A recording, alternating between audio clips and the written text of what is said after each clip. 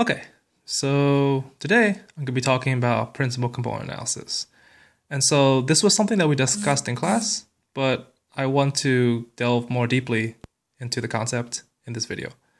So principal component analysis is just a technique that is used to emphasize variation and bring out strong patterns inside the data set that we have.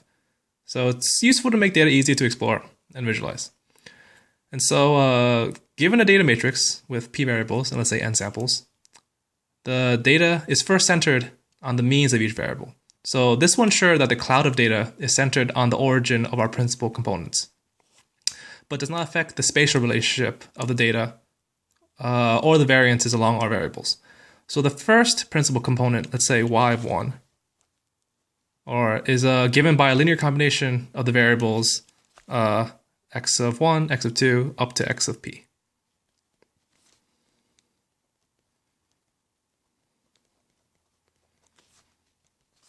Or in matrix notation, it would just be y1 of this.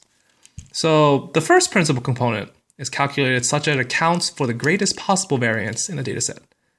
Of course, one could make the variance of, let's say, y as large as possible by choosing the largest values for the weights.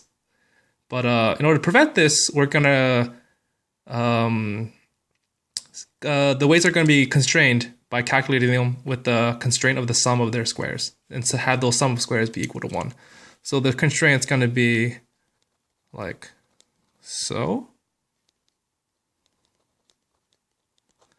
So the second principal component is going to be calculated in the same way, with the condition that it is uncorrelated with the first principal component, and that it allows for the highest variance still.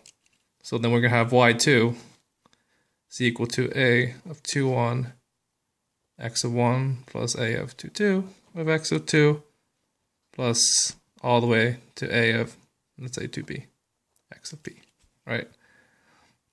And this continues until the total principal components have been calculated and is equal to the original number of variables. So at this point, the sum of the variance of all the principal components will equal the sum of the variances of all the variables. So that means that all of the information has been explained or accounted for. So collectively, all of these transformations of the original variables to the principal component can be considered as y of x. So calculating these transformational weights requires a computer for all but the smallest matrices, but thankfully we have computers, so this is not too big of a deal.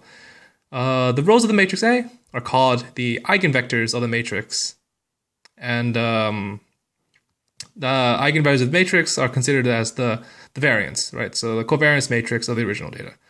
The elements of an eigenvector are the weights and are also known as loadings. The elements in the diagonal of the matrix, the covariance matrix, are also known as eigenvalues. So we already know that. And eigenvalues are the variance explained by each principal component and are constrained to decrease from the first principal component to the last principal component.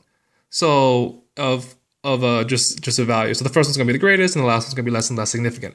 So generally, we want to plot these principal components at a decreasing rate to see the number of variance, right? And so let's say we could have this graph. And so variance is going to be here, and this is going to be the principal component. So generally the graphs would look like this, where the magnitude of the principal component is decreasing as the principal component increases, right? So for example, the ith principal component would just be, that small. And so what we did in class is that we eliminated, let's say, the principal components below a certain threshold, right? And so this is effectively lowering the dimensions of your data set. But you try to keep it such that you maintain as much information as possible. And since the magnitude of these principal components are directly correlated to how much information that each of them stores, you obviously want to minimize the amount of information that you lose, but still minimize the problem that it becomes easier to visualize, right? And so that's the trade-off that we go through. And This is why principal component analysis is so useful, because in multiple dimensions, in like 10 or 20 dimensions, it becomes hard to visualize what exactly is the highest variance and where the most of your data resides. Whereas if you use principal component analysis, you would just end up with all these various eigenvalues of decreasing magnitude, and you can immediately see which dimension has the most impact, and you can eliminate dimensions that do not affect your data set so much. So effectively minimizing your data set while keeping the most of the data still there.